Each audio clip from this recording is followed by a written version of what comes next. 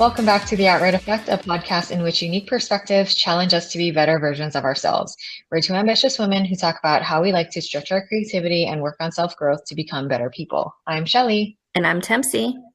And today we have a special guest. His name is Austin Bennett, and actually, you may have seen some of his photos on our Instagram page. So Austin is a photographer here in Hawaii, and we wanted to bring him on today to talk about like creativity and how he got into photography, what he loves about it.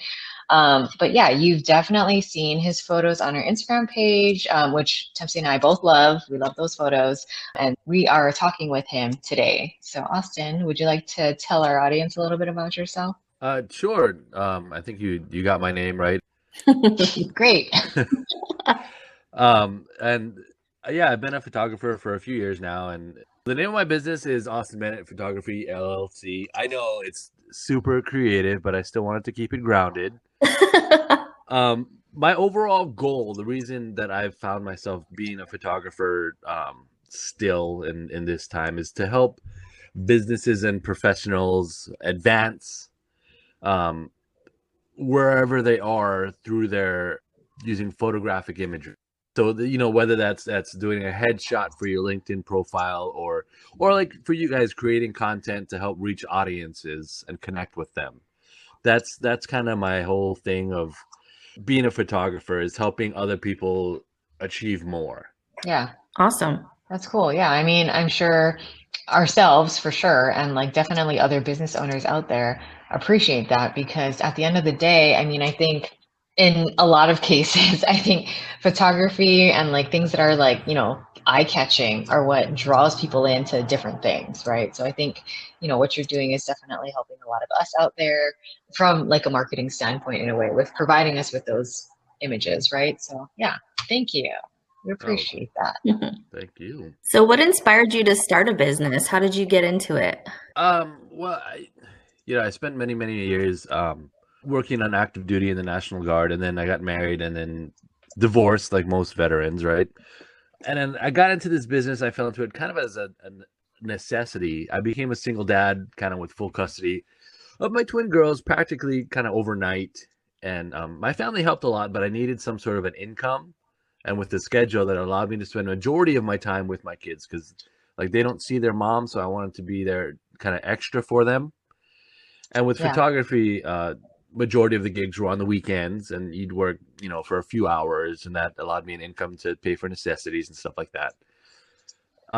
When I first started, I got into like wedding photography, and that's like in the kind of the portraiture realm of things, not really the commercial side. That's where I'm focused at now. But when I was into wedding photography, it was brutal learning. We were on our feet for long hours, and then I'd go out and do these jobs with the established photographers, and they let me kind of go wild and photograph as I saw fit. And then later on the week, we'd go over the shots together, and that was where it got really kind of like, I don't know if I should do this, because they were like, wedding photographers are straight up, they have to make money, and the way that happens is they're selling assets, is the word that I'm looking for.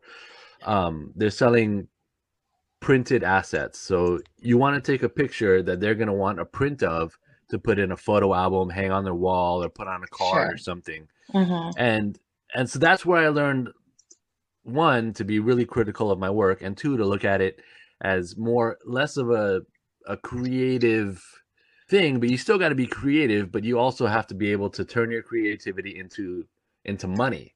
And so I think learning weddings was a big thing for me. It was a very important stepping stone. I'm grateful for those challenges that I encountered.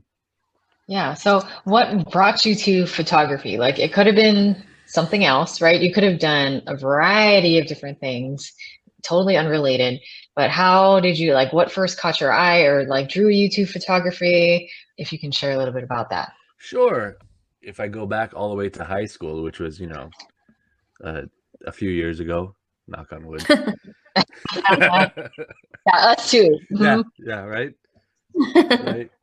I took photography in high school, and that was in the film days. Gosh, I'm dating That must myself. have been really interesting though, Right. like Did they make you develop it and all that stuff? Like, Yes, I don't even yes. know what kind of chemicals or whatever, but I feel like I see it on TV where they're like dipping it into like this bucket thingy and then like pulling out this photo and hanging it up. Like, I feel like that's really cool and probably beyond my brain. But Yeah. were you doing stuff like that back then? Yes, and that was a very good learning process and a very very rewarding process too when you get it right. But that's kind of where I learned the technical side of creating exposures and stuff like that, and I really enjoyed it. I like that aspect of creating something from nothing, and that's kind of what drew me into photography at first. And it's something that I can kind of do kind of by myself. I kind of like to be my own boss, you know. I mean, granted, in this, and I say that, but in these commercial photo shoots, really the client is the boss, and so kind of Right. shooting myself in the foot there. But that's okay. I mean, you like to manage your own schedule, kind of dictate what your day is going to look like, right? I mean, there is a creative process that goes along with photography to some degree. I'm sure your clients are telling you like what kind of shots they want, like close up, far away of, whatever products they have, like that kind of stuff. I think that is what is brought to you or requested by your client in how they're your boss, right? But the execution of it, that part is you, Yeah, right? yeah, exactly. That's 100% accurate. And I think that's what's exciting is it's the collaborative effort of creating and working towards the final goal. Yeah. Where did you go after, because you're obviously no longer in the wedding industry as much, as far as I can tell. Yeah. So how did you kind of transition out of the wedding, Oh, industry into the next and to phase? yeah, that was an interesting thing. I did the wedding thing, and then I did family portraits for a little while. And again, that's just like the wedding industry in that you have just a split second to create your shot, and and then you want to turn that shot into a printable asset for the family. And I did that for a long, long time. And then I just started. I printed out business cards, and I would just walk around to small shops, and I'd say, "Hey, this is me. Here's where you can That's find cool. some of my work. I'd like to do something for you." And a lot of people turned me down, and then in fact, almost everyone said no at first. But I kept walking around and meeting people and networking, and things kind of developed from there. Yeah, and I feel like that's kind of how it goes though, right? I mean, like anytime you're starting something new, I personally feel like people really need to consider like ignoring the no's and not letting that discourage them too much. And it sounds like, you're just kind of like, at the end of the day, you need to get your name out there and what you're doing, right? I mean, it's like you're waiting for the yeses, right? Like that's what you're working towards. Exactly, and I feel like one of the mistakes that I made early on was just thinking that everyone was just gonna say yes, like everyone was just gonna kiss my butt because I'm just some new photographer, and that was not the case. But I had to just keep working at it, and I had to do a bunch of free or complimentary gigs where I do stuff that was similar to what I would provide to clients, so that they could see that I could create something that would work for them. Hmm. And I kept networking and building. Cool. How did you go from hearing a bunch of no's to saying, I just got to keep trying? Like, how did you make sure that the no's didn't inhibit your ability to continue moving forward? Right, that's a good question. And I think the answer is raging alcoholism. I'm kidding, halfway. I think it was determination, and it was a drive. Whenever I heard a no, or especially like when other people would say, "Oh, you don't have to do it like that. You can take the easy way and do this," and I'd tell myself, you know what? I'm gonna keep working at it, and I'm gonna do what I want to do. I'm gonna follow my dream, and that's what kind of what drove me was maybe proving everyone else wrong. Yeah. Good for you. That's cool. Yeah, that's great. All right, Austin. So, we're curious about what kind of photo shoots you've been on, what's maybe the most memorable projects you've worked on, why that was, what kind of experiences, photography wise, things that you've learned from. Why don't you tell us a little bit about that? Sure, I'd love to. I'll start with a story about a not so good photo shoot, and I think that that's Okay, that's yeah, important that's to good start too. from there. like I said, I do headshots and branding kind of photos for people. And so the aspiring models and stuff, they'll come to me and they'll want pictures. And my idea of a headshot is really it's a head and shoulders kind of thing, and it's really making yourself look the best. So your eyes got to be right, your jawline has to be right. And so I did this headshot for an unknown person, and just the vibe was not right.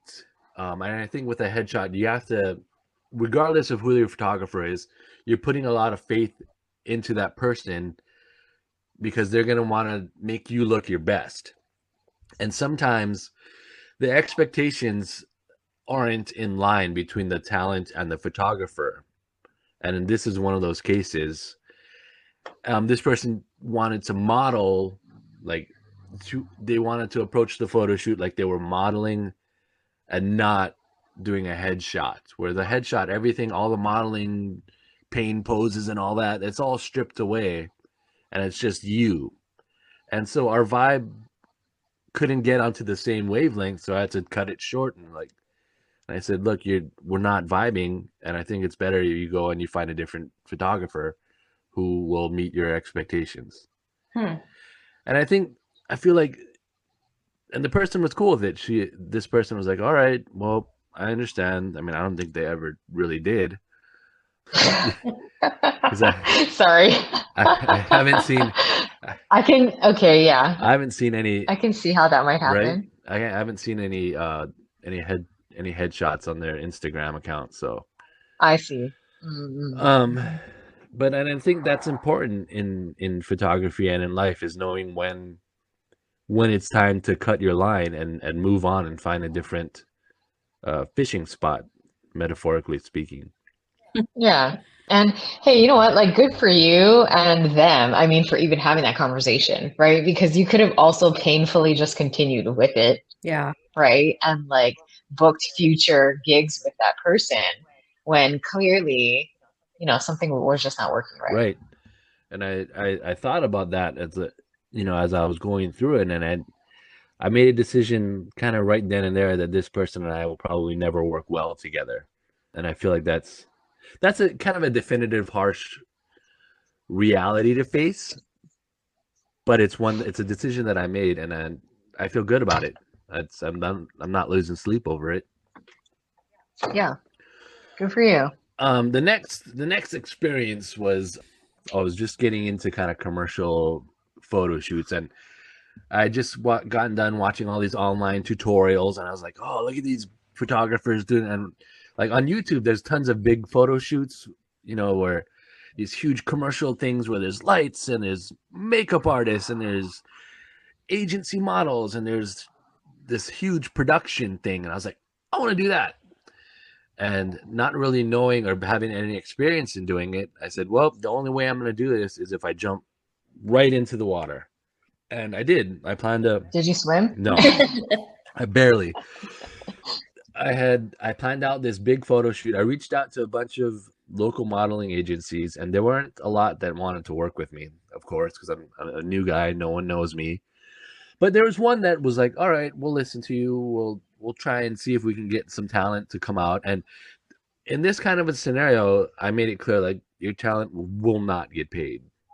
I'll be trading pictures with them, but there's no money involved. Usually most agency models are starting at like $100 an hour. Whoa. And I was not gonna pay that, especially because you gotta, with production times, you have to pay from the time that they step onto your set, and so that's like before their makeup, before their wardrobe, before all of that. You're still paying them, and then you do the photo shoot that's for a couple of hours, and so it could be it adds up. Yeah. And so with this photo shoot, I reached out to the agency and I explained my terms, and they're like, all right, cool. We got some new talent who might need some pictures. And they sent me a bunch of different books of pictures of different talents. And I knew the theme of the photos that I wanted. So I was able to kind of farm out and pick which model might look best in the picture that I was envisioning. Mm-hmm. And So I made my selection. I emailed the agency back. I booked my hair and makeup artist. I booked the location. We had to do I chose a private property just because I was going to use lights. I mean, if you use a public place and you want to use lights, there's this whole thing that you got to do with the film, and there's this office in Honolulu that you got to go through if you want to use public property. So I picked a Oh, private location, and I of course had all the insurance to all do that to work and stuff. And I booked my hair and makeup, and then but the modeling agency didn't get back to me until and I was like, oh my god, they haven't responded yet. I've got all these things lined up. What am I gonna do? And so the night before before the photo shoot was supposed to take place, the hair and makeup artist that I had booked had a wedding booking come in, and weddings for hair and makeup artists, they make a lot of money, like a lot more than I was willing to oh yeah. pay for this hair and makeup artist. And so she called me and I said, you know what? I understand. You do you. And so that was the first thing that kind of fell off from the photo shoot. And then, so the next day, it's like 12 o'clock, and I'm like, well, I don't think it's going to happen. I called the location and I was like, look, I'm sorry. My photo shoot's falling apart. It's not going to work. And so they're like, okay, we understand. They already got my money. Whatever. It's not a refundable deposit. And then, like 20 minutes after that, the agency, like right when I called the agency and I said, look, it's going to cancel, they're like, oh no, we've got your models. And I was like, what? And so I called the location back. I was like, look, it's going to happen. We're coming. Packed up all my gear, all my lights, all my cameras. And I got in my car. Well, I got a babysitter for the kids too. I feel like that's an important detail because I didn't just leave they were like 4 at the time. I didn't leave my 4-year-olds at home to go do a photo shoot for free. And I headed out there, and the whole time I'm calling the makeup artist because at the time I didn't have a network of artists or go-to people that I could Sure. call. I was like, Right. look, I need a makeup artist. I need a hair and makeup artist. And she's like, I don't know. It's so last minute. I'll try and find you someone. And so I get there and I'm setting up and whatnot, and I'm waiting for the models to come. And the hair and makeup artist was able to refer me someone who came out on set in Waimanalo from Kahala in like a moment's notice, and she did an amazing job getting my talent's hair and makeup done. And we did the photo shoot, Oh, and everything came out really, really great. And it's funny because at the beginning everything seemed like it was just gonna fall apart, and I was ready to give up. But I stuck with it, and everything panned out, and we created some amazing images. Wow, that's amazing. that's cool. And I think, one thing that I think people don't realize is like all the background stuff that is taking place, kind of like how you're mentioning, there might be, I don't know what word to use for this, but it sounds like there's some kind of like not license, oh, There you permits. go. That's the whole lighting thing, Yeah. right? Like you needed permits to be able to like use certain lighting or equipment in public, and then also like booking a location, like that kind of stuff. You are doing all of this like on your Right. own, right? Like I feel like in some other scenarios where it's like, I don't know, let's just say Burberry is like, hey, we got Oh this God. new trench coat, right? We're shooting like someone's actually behind the scenes, like scheduling all this stuff for Right. them, right? Like they're going and getting the models, the hair and makeup, the location, blah, blah, blah. They would actually be like reaching out, hey, Austin, you want to just come and take the photos and that's it, right? Right. Like that's like how that kind of production works. But when you are, you as a photographer yourself having this vision of these images that you want to create, for your portfolio or whatever the case might be, right? You on your own went and did all these things. Like you are the production person or whatever they're Right. called, Yeah. right? Like that Yeah. assistant. Yeah. Yeah. Hmm. And I'm glad that you appreciate that because I feel like even with you when we do our photo shoots for your podcast or for the Simple Casual Chic blog, that's a really great blog, by the way. Have you guys heard of it? Thank you for the Yeah. plug. um, it's I feel like you guys are among like out of everyone that I've worked with here in Hawaii, I feel like the most pre-production comes from you guys, and it's really great because it kind of almost guarantees a quality product that expectations are going to be met. hmm It's like help. Basically, it's kind of like we're helping meet you halfway, Yeah. Well, right? Like, you guys are doing yeah. like 90% of the work. So, I think that's a good thing to point out. And even the story that you told about maybe how, you were working with that client of yours that, didn't necessarily pan out long term, probably for the better for both of you after having that discussion. But, I think you're right with that kind of story, like telling it and maybe like people's perception or like their thoughts that they already came into the situation thinking, oh, this is how it works, right? But like, and their goals with it as well, right? Like that, I think there's a lot of people out there who have that same mindset or train of thought that that person had. Not saying it's right or wrong or whatever, but I think people are just coming in that way, like with certain expectations. And we all have our own expectations with a lot of different things, but sometimes that dialogue needs to happen so that you're like on the same page, Yeah. right? Yeah. And that's 100% accurate. And I feel like it's one of the ways around that is just to have an open mind and to try. And that's with anything, right? Yeah, absolutely. We talked about a lot about the production side of things leading up to the photo shoot. I know that or I would assume that there's a lot more work that goes into, once you get on set and you're actually moving forward with taking photos and the creativity behind it. And then beyond that, the editing and the printing and all of that good stuff. What do you enjoy most about your work? There's two things in particular that I really enjoy, and I like light, maybe not just off camera flash, but just the way I like working with light. I think that's the most exciting part for me is you can bounce it, you can shape it, you can do all these things, and it really changes your subject in a way, and it's kind of like the one variable that you can kind of control pretty easily, and it doesn't talk back. I also I love delivering photos to clients and like hearing how excited they are or how great the photos were at reaching their audience. And I feel like that's the rewarding part of all of it.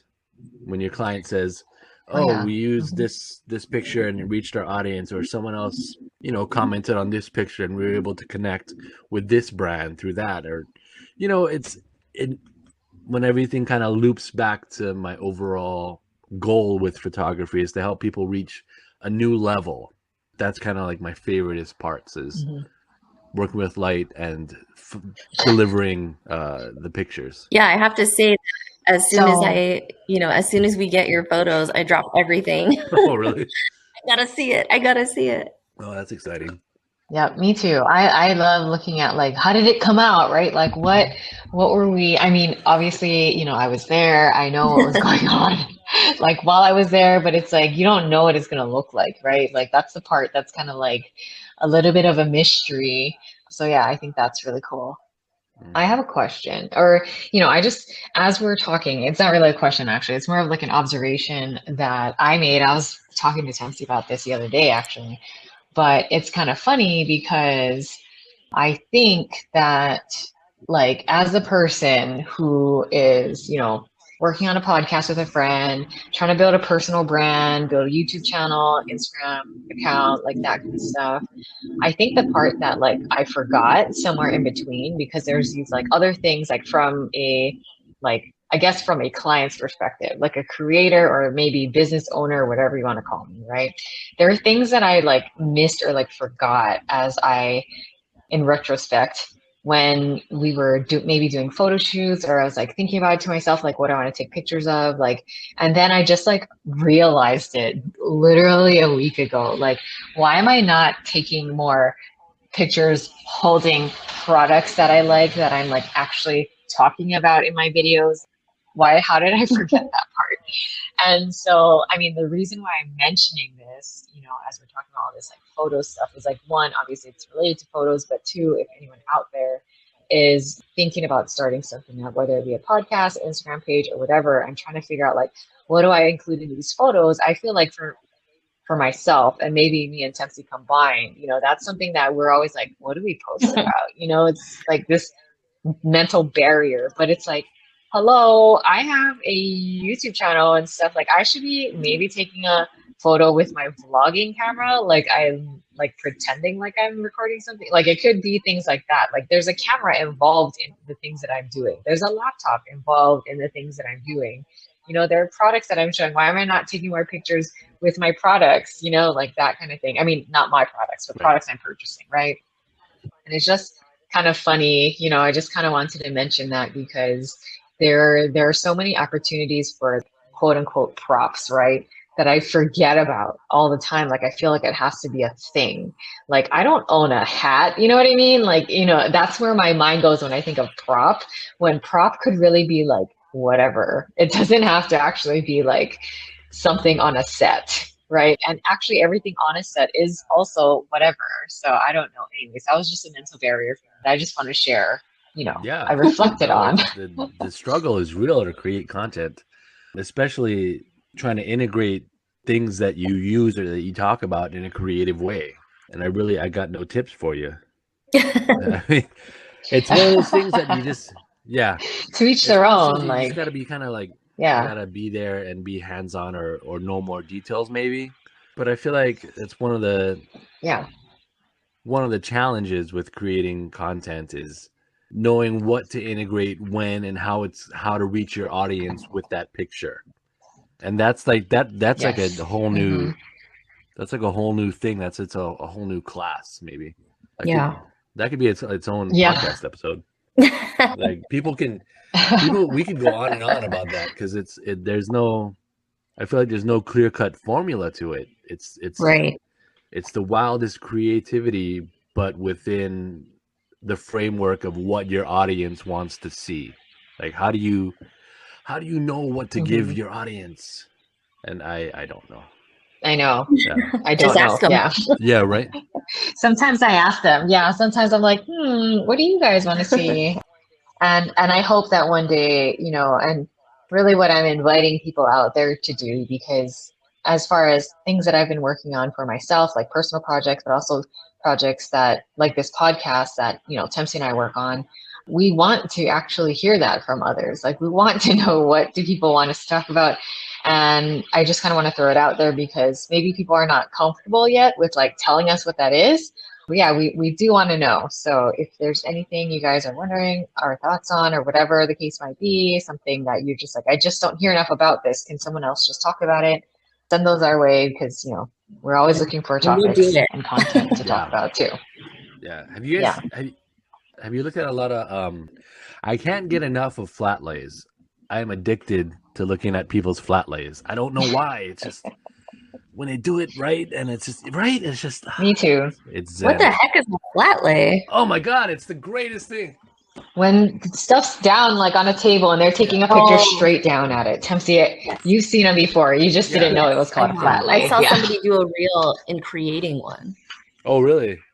Yeah. They're like standing on a ladder or like on a chair or something, right? Like they're getting that nice, like straight down Yeah. view Well, of it they and were taking a creating picture. the Yeah. That's aesthetic. a It, flat it lay. was just like it would just show the table, and Mm-hmm. they were like creating the aesthetic that they were about Mm-hmm. to do that for. Yeah. Right.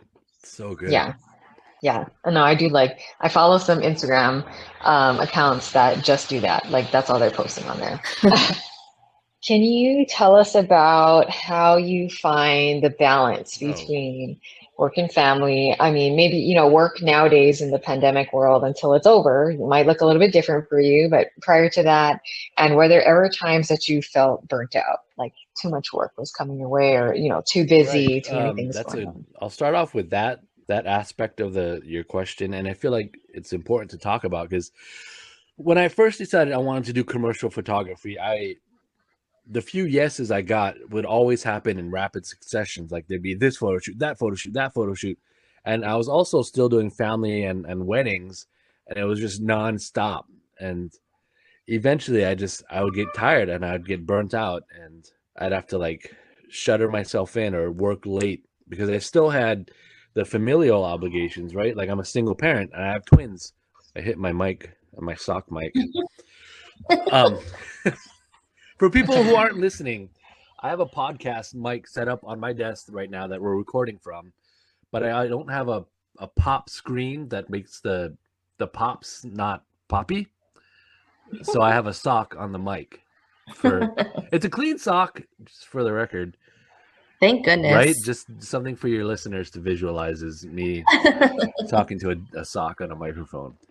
And the whole, I feel like when I got really burnt out and I was just working nonstop, I realized the whole reason I got into photography is because I wanted a job that allowed me to spend time with my family. And I made that decision then that my kids would always come first. Like I would spend, I don't know what the percentage of it would be, but it'd be like a 70-30, like 30% on my photography career and 70% on making sure that my kids knew that I was there for them. Right. And I turned away a lot of jobs because of it, but I'm happy. I'm happier that I get to spend time with my kids and I feel like they're better for it. And it's a conscious decision that I have to constantly make, is to be there for my kids and make work less of a priority, which is weird because apparently kids need money. They're very expensive. I can completely relate to that because my whole life has been about just how I was raised, but my whole life has been about building a career to have a better life. You know what I mean? Yeah. And then when you have kids, it's really hard for that deeply rooted, innate need to make sure that you're providing for yourself and your family ends up outweighing your need and desire to make sure your child knows that you love them and that you're there for them and that you want to be with them. And that's extremely important for their upbringing. But then you're kind of like, you've been doing this like professional thing for so long that this making money, right? Like making money for so long that it takes time to really like adjust that priority like within yourself, if that makes sense. Yes. So yes, yeah, yes. that's tough. Yes, 100%. I see where you're coming from. And then and people say, oh, just hire a nanny or hire a caretaker. And I thought about that and it was just, I don't know, it didn't make sense to be working so much that you have to, one, work to pay for a nanny, which essentially is you're paying for someone else to watch the kids. Right. That's like a two-prong yin-yang kind of thing, because as parents, we definitely need time away from the kids to recharge. Right. So it's, tomato, tomato, I guess. Some families, they'll make it work and they'll do the nanny thing and they'll have a career, but it's an active, conscious concern, I think, for a lot of families in America. Yeah, absolutely. And it can be a balance of when you decide to hire a nanny. Like it doesn't have to be all the time. Like Right. if it's just once in a while to either recharge or to do something that you absolutely need to get done, then it makes sense. But right. Like, I mean, if one of my celebrity crushes wanted to go on a date, I'd hire a nanny. would you like to name those celebrity crushes in case they listen? Oh, yeah. I can't think of them right now. I'm blushing. I'm just kidding. Yeah. So what are your overall goals for your business? Like, what do you look like post-pandemic world? Like, what are you looking to accomplish with it? I'd like to go back. I'd like to take pictures. I mean, I don't know I thought about this question and I'm all over the place with it because I feel like I should dive right into making more money and doing all of this. But I feel like what I really want to do is also find true people and photograph them in their elements. Like, I'd like to photograph a teacher in their classroom teaching and share their story with the world of how the pandemic kind of affected them personally and professionally. I'd like to, I guess the word would be go out on a project. That's, I think, what they call those things. I feel like that's photojournalism. Documenting this. I don't know what publication would ever hire me to be a photojournalist. Right. Oh, yeah. I mean, people do that though, it's like, it's a thing. Yeah.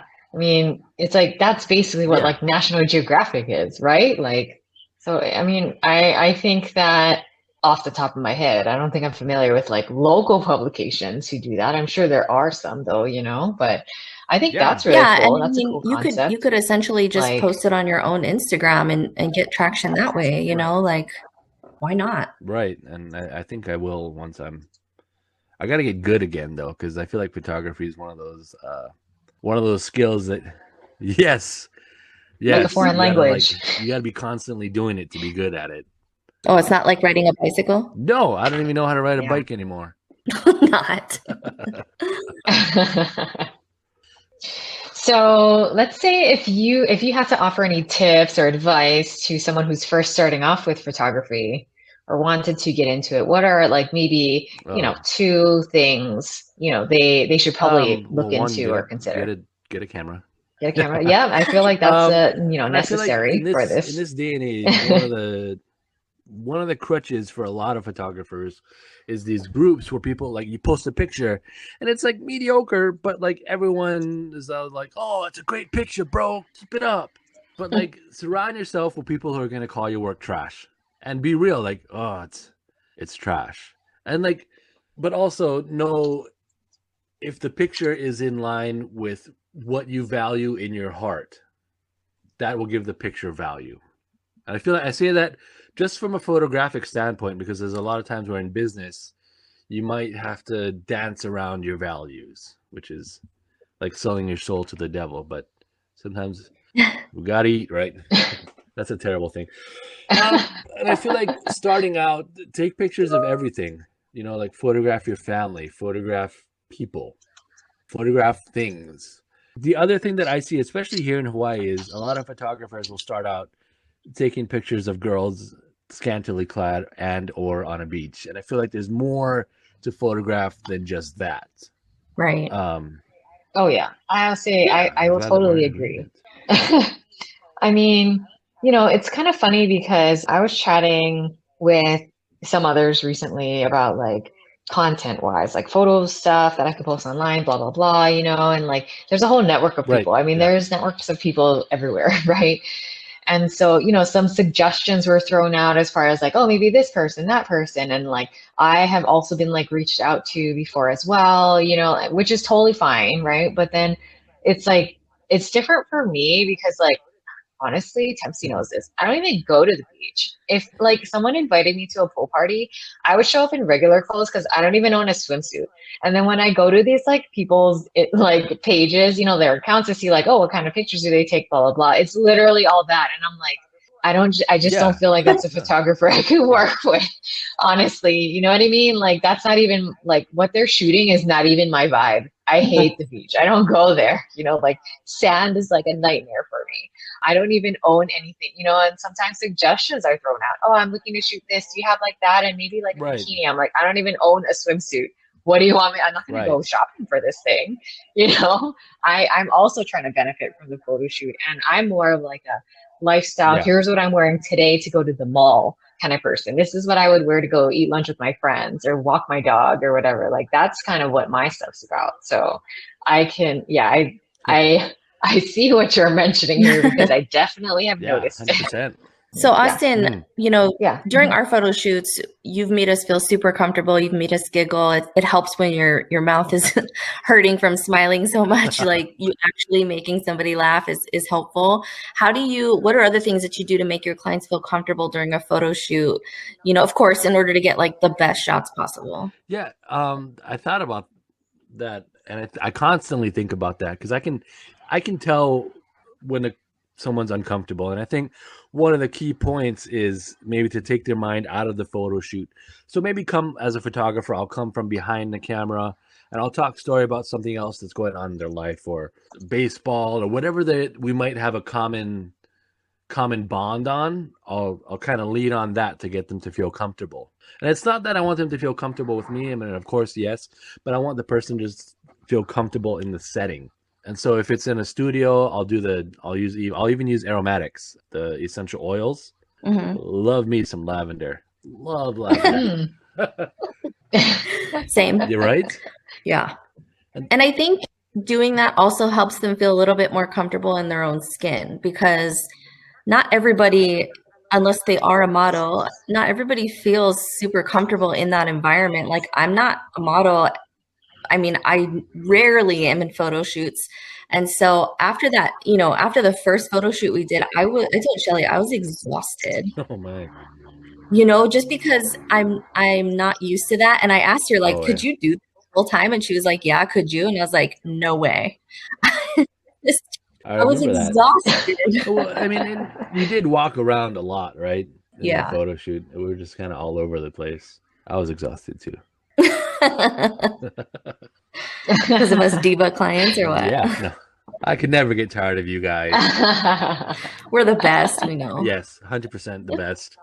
Oh my God. No, but I mean, I remember, in both photo shoots, it was you kind of talking to us about other things and kind of us having offhanded conversations away from taking the focus away from the photo shoot, which I thought was helpful. And it did make me feel more comfortable. Not that I was uncomfortable, but just the first time I was definitely like, I had never met you in person before. And, so you doing that really helped me feel more comfortable, not just in the environment and not just with you, but like in my own skin. Like I could my shoulders relaxed a little bit and I felt a little bit better about being there. Good. I'm glad. I remember that. That was the first time I'd been in that particular location, but I had a lot of fun and I enjoyed it. And it was great. And you called me out on my RBF again. So that was another reminder for me.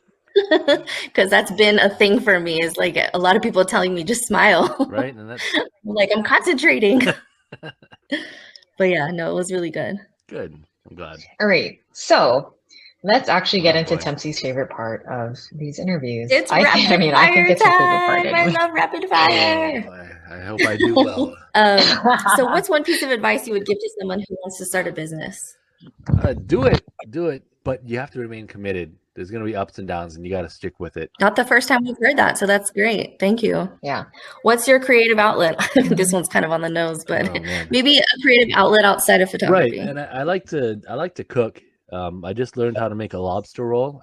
Like how in like the New England or the Northeast, I just learned how to make that. It's super simple. Yeah, but I like learning to cook new things. Great. All right, last one. Where is your favorite place to travel, or what does your dream vacation look like? Oh gosh, I'd like to go to the Northeast during the winter. I went one year and it was pretty awesome. I also like Chicago. It's a great city. It's a great looking city, and there's a lot to do as long as you stay away from all the crime. I think you're the first person that has come on and said like Northeast in the winter. Really? I don't know. I feel like everyone else is like Japan or somewhere tropical, or like that time I didn't have any cell reception because I was like, in this random place, not in a city. See the diversity. Right? It's like everybody loves different things. I love it. Yeah, I actually have a funny story about when I went to the north to visit my sister who lived in New York one winter, but I ended up all over. I was in like New Hampshire. I went to Vermont. I went to Boston. I went to a place in Connecticut, I remember. And the most interesting thing happened. Like, people were just so friendly. I went during Christmas time, and I ended up having dinner with a family that I had never met before in my life. I was at their house on Christmas dinner to have Christmas dinner with them. Which is, right? Like, who does that? Oh my gosh. That's hilarious. Right? Yeah. I guess so. But it was a really apparently thing. That said, I think I should caveat that by I'd like to take my kids to see some aquariums. Like, I heard there's one in Atlanta that's pretty awesome. I think they'd like to go to Disneyland or Disney World one day and do all of that, obligatory parent kids vacation stuff. I would, once this pandemic is done, I'd like to go travel all over. Yeah, I think a lot of people have sentiment. Yeah. Cool. Same here. Well, thank you so much, Austin. We really appreciate you taking the time to be on our podcast. We love all the guests we have on, and we just really appreciate you taking the time. Thank you. Thank you so much for having me. I was surprised when you guys first asked me, and it's been awesome. I love listening to you guys' podcast. Thanks. Thank you so much for supporting us. Great. Thank you so much. Yeah, we appreciate you being here, and I'm sure, I mean, I felt like, a lot of our conversations were either helpful or interesting. For those out there who might be interested in getting into photography, kind of like knowing a little bit about the background, of how it all works, or some ideas of ways that they might be able to get experience working, if they're interested with wedding photographers or others, like that kind of stuff is important, I think, for others to know, because sometimes when you get into something and you're thinking you want to do it, but you don't know all this other stuff that goes on, you get like Yeah. surprised, right? Like sometimes it surprises you in a bad way. So I think that this, just having a little bit more information and knowing stuff kind of helps you make that decision on Thank what should I you. want to do. So yeah. Well, Thank you for where's the sharing. best place for our listeners to find you and see some of the great work that you do? I think the Instagram machine. I'm terrible. I haven't really posted. I haven't been active on that account since the whole pandemic started, which is, I know it's terrible. Like, how are you gonna build a brand with your junk Instagram? But on my Instagram, you can find me at Bennett. And I think there's a link to my website, and that's where a majority of my portfolio work is. Yeah. So it's AUS, is it AUS It's all one word now. BENNETT? Yep, BENNETT, AUS One word, okay. BENNETT. Yep, that's correct. I had to double check. All right. you. Well, thank you for listening to this episode of The Outright Effect. You can find us at theoutrighteffect.com. Follow us on our social media accounts on Instagram, Facebook, and YouTube, all at The Outright Effect. You can also reach out by emailing us at theoutrighteffect@gmail.com. See you guys next time.